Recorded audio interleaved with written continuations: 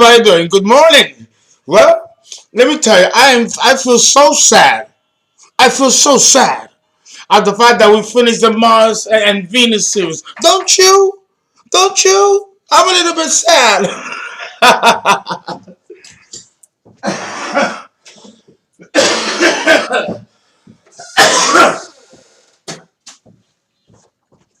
I just got back from the gym, so I'm drinking my Fiji water.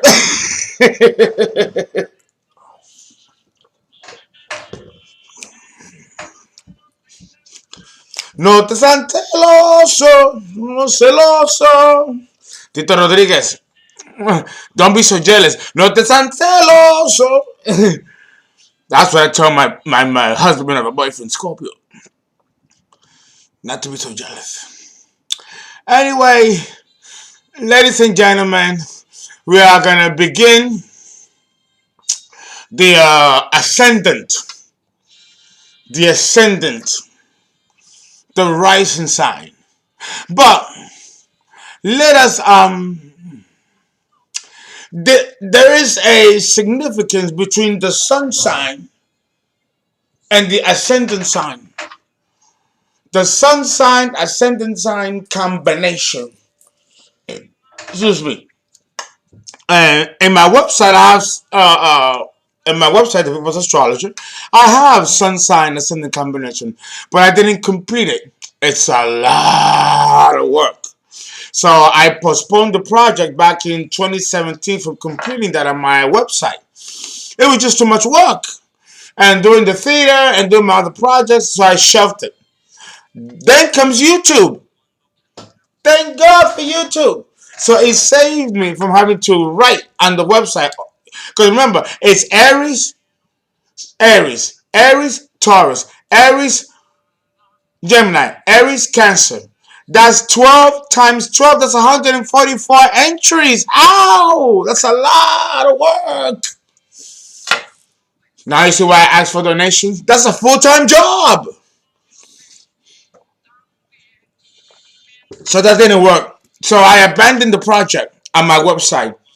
But, I didn't have a staff at the time. Now I'm fully staffed.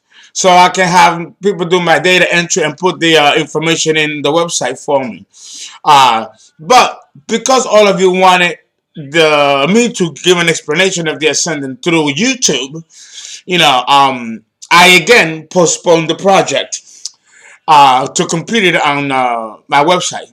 But at some point this winter, while I vacation in Brazil, I will have my staff write that out on the website for you. In the meantime, I will do the combinations live on YouTube just as you have requested. But before I do, I'm going to give you a little history of what made me do this combination, both on my website, which I didn't finish the project, and now I'm compelled to start it and complete it here on YouTube. A lot of you don't know that my background is science. Astrology, well, I've always been an astrologer, but I always focus on science. I've always been good in science. And if you notice on the header of my website, I say that money is not power, knowledge is not power, belief is power. And you already know that by me talking about Mars and Pisces, right? Okay. Now, you have to understand that as a cultural anthropologist, without the credentials yet, but I'm ready born. Because what's being taught in the School of Cultural Anthropology nowadays, even in the best of institutions, including Columbia University, where I'm currently enrolled, you have to understand that what they're teaching us is, I would say, 40% of the facts and 60% conjecture.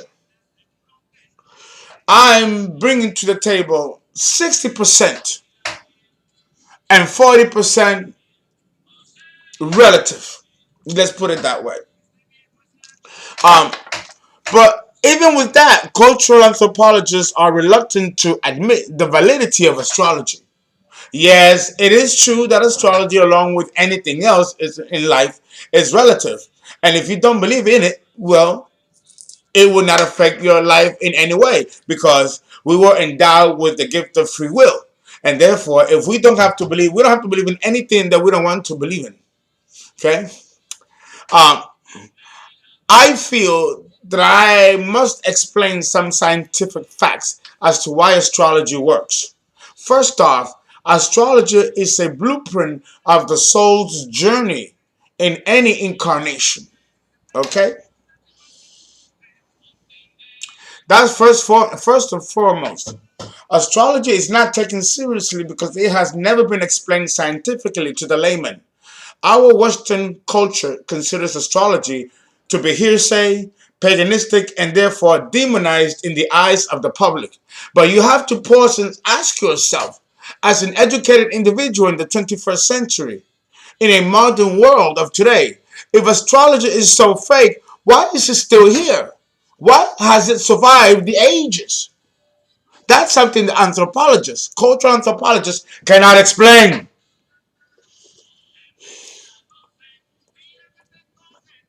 It doesn't take an anthropologist to explain this. It doesn't take a scientist to explain this. It takes an astrologer to explain it. And I haven't seen anything on YouTube. I haven't seen any astrologer explain the scientific basis of astrology. And for you to appreciate the ascendant, I'm going to have to go into some scientific facts. Why has astrology Why has astrology survived thousands of years of antiquity from every race, culture, language, and what have you? And not to mention every age of persecution of witches, sorcerers, astrologers, because in those days they put us all in one batch for the fire.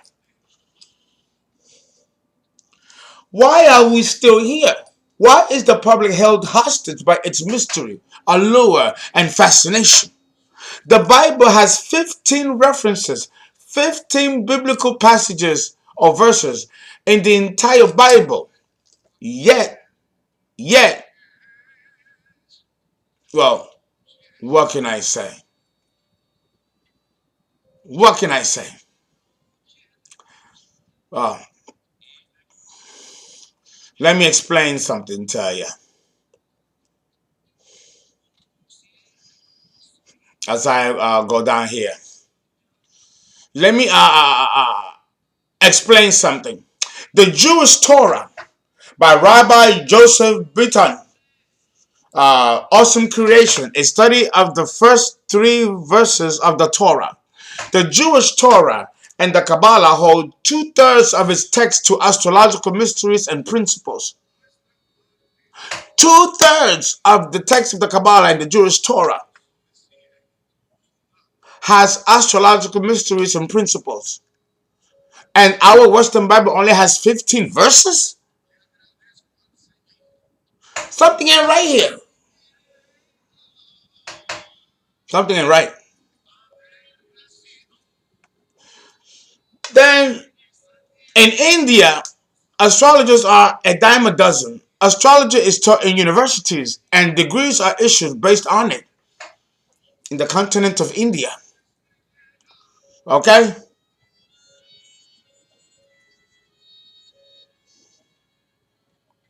In China and in Japan, one cannot plan Planned Parenthood without the aid of the family astrologer. In the Japanese and Chinese culture, every family has one, and they won't admit this openly as a custom. China, the same way. In the Asian culture, astrology is revered and taken quite seriously. The Aborigines of Australia base their cosmology completely and solely on astrological and astronomical principles.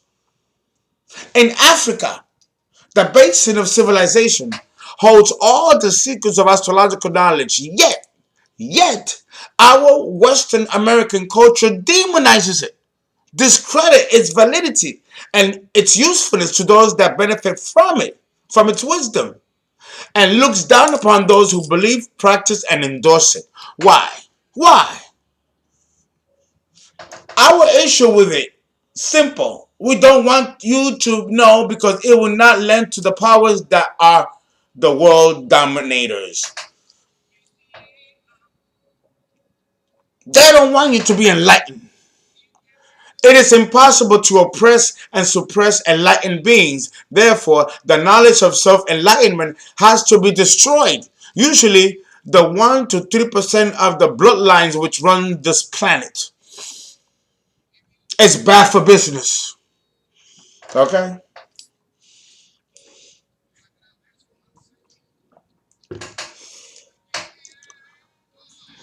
Okay? It's bad for business. Who are we to discard wisdom which has been here since the first hominids walked the earth? Somewhere, something went horribly wrong.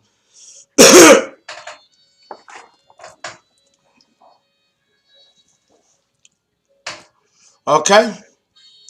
The reason why we disregard astrology and demonize it in the eyes of the supposedly educated classes is for one reason and one reason only: economics.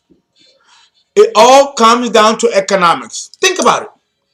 There is no profit in empowering people. It's bad for business. And America is all about business. Now, a cause for the opposite point of view. Now I'm going to play my own devil's advocate.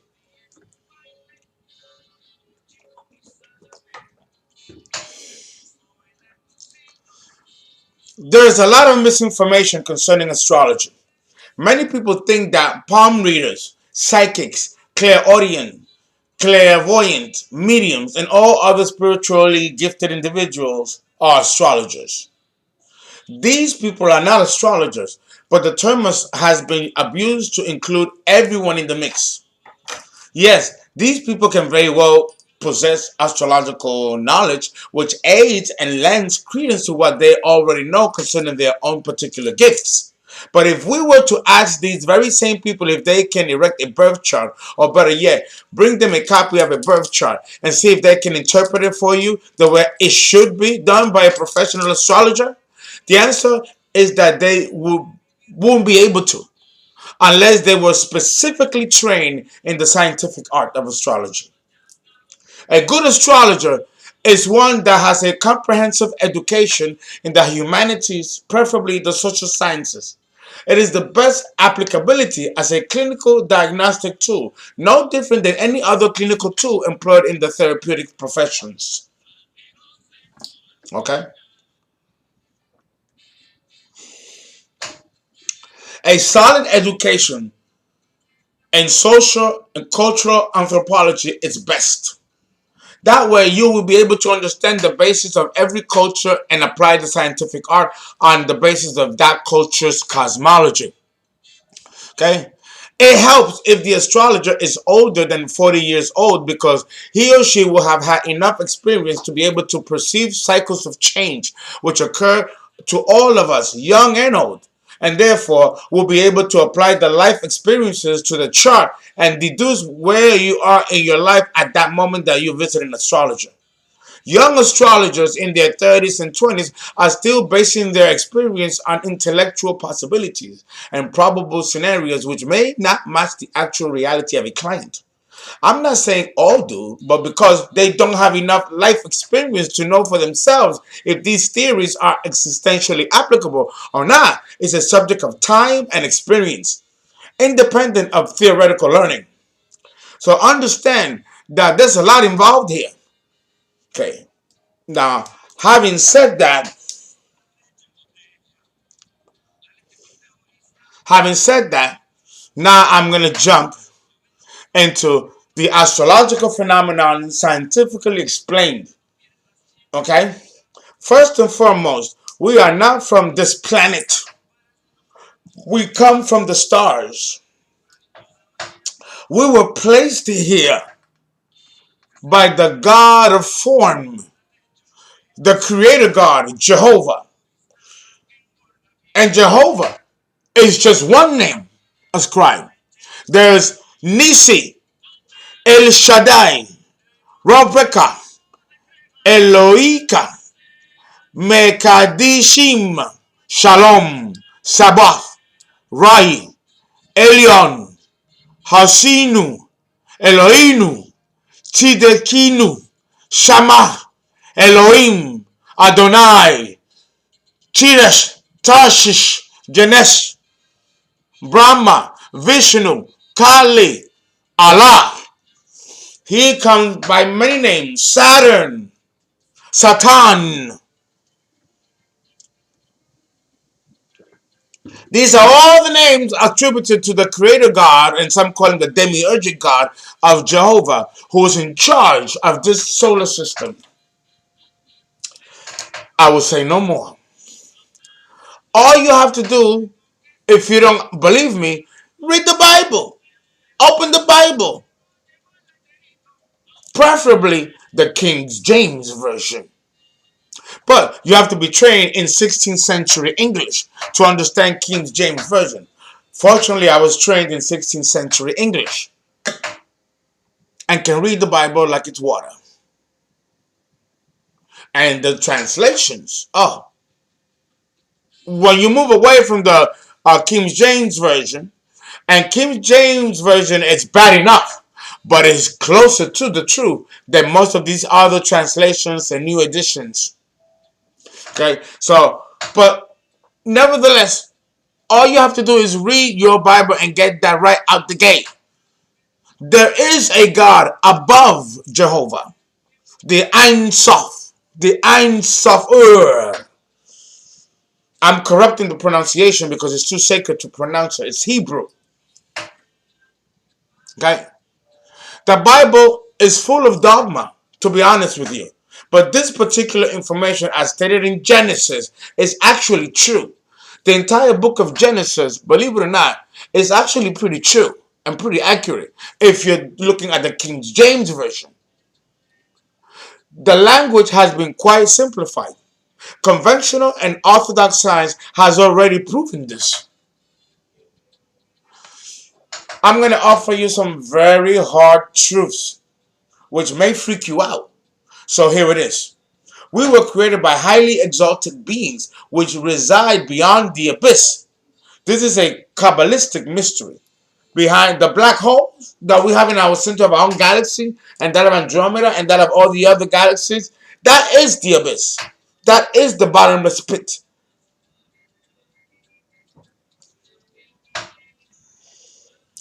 The universe is composed of a structural ladder which humans are incapable of intellectually understanding or spiritually able to grasp as a comprehensive concept that can make sense to the five senses. A supra consciousness. For this, you have to be spiritually evolved to such a level in Jacob's ladder of evolution to spiritually and karmically understand your position in the grand scheme of things in the current incarnation. If you are not evolved to such a degree, you won't get it.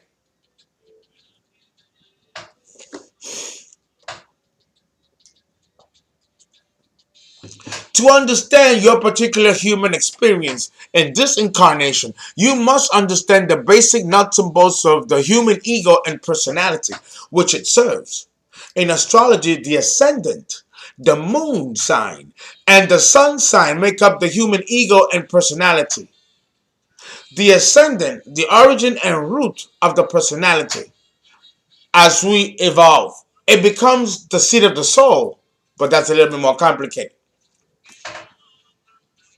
The ego, the superego, and the it goes something like this. We call it the psychotic psyche.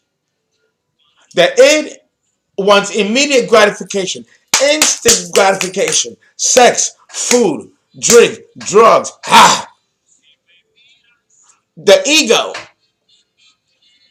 is the vehicle in which to express these baser desires. And the superego is, of course, the God consciousness. This can be translated, though, into astrological principles. Imagine you wake up, right? Let's say you are in a beach somewhere. You all been to the beach. let's say it's about to be nighttime, right? It's about to be dawn, or it could be dusk, and you see the sun rising in the horizon. Imagine instead of the sun rising, imagine an astrological sign rising in its stead. The intersection between the sun, the earth, at the eastern point in which you are looking at the sun rise or set marks the ascendant. So when you look at the sun rising or setting in the beach or at night in a beach somewhere, know that you are looking at the ascendant, the eastern point of our planet, where the Earth's rotation hits the east. And there you see the sun rising, or setting if we're looking towards the west. These two polarity points are the ascendant and the descendant. You get it? We call this the eastern polarity point, and if we go towards the west, is the western polarity point. The sun rises in the east and it sets in the west. That's the ascendant and descendant.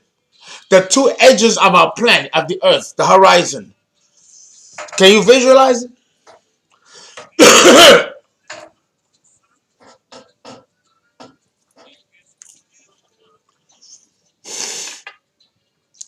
Your ascendant, the sign rising on the eastern horizon at the time of your birth, is a major influence in the formation of your personality. It shows, among other things, how you appear to other people, your first child, your income, etc. If it is interesting, it's interesting to touch on astrology's rationale for the existence and significance of the ascendant, the rising sign. Okay. Um, I have brought myself a diagram to make it more simple so I can show it to you para mañana. Okay. Oh dear. And I had the material to show y'all. Oh boy. Where is it? Where is it? Where is it? Golly. Con las ganas. Más del guarachán. Para mañana. Oh, okay. Ah, no, that's not it. All right. I'm gonna have to do the diagram, and then in part two, I will be properly prepared. Okay. Um, Para mañana. Okay. Now let's say for example, because I need to make sure that you're getting this. Okay. Here is right the Earth.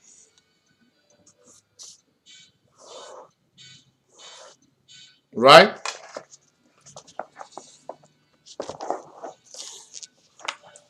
Okay. That's okay. There we go. Let's say you're right here, laying on the beach, and the sun is about to set. You know, it gives that orange glow. The sun is about to set. That's the descendant.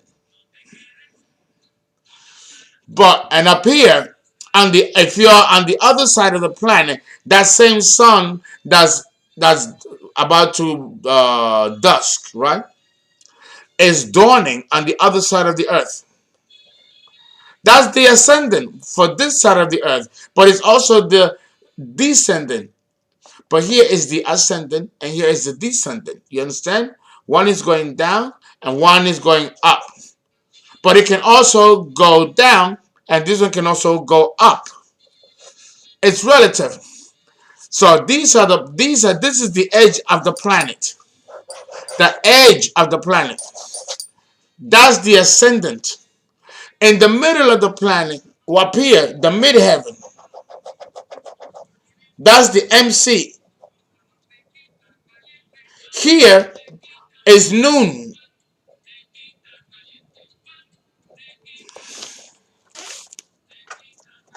Okay?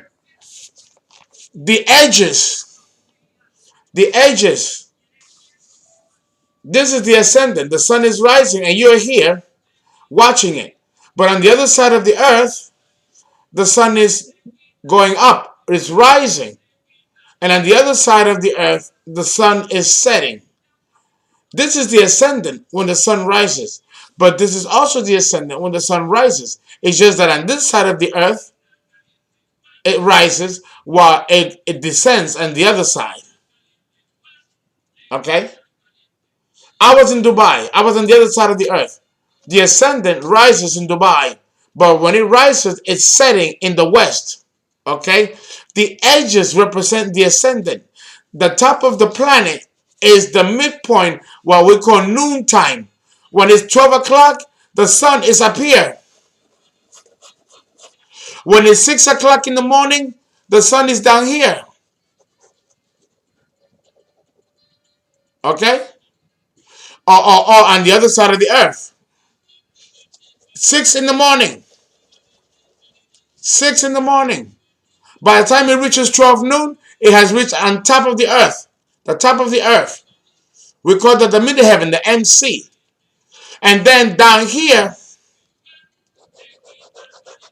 we have the nadir, below the earth, where it's dark. There's no light. Pure darkness.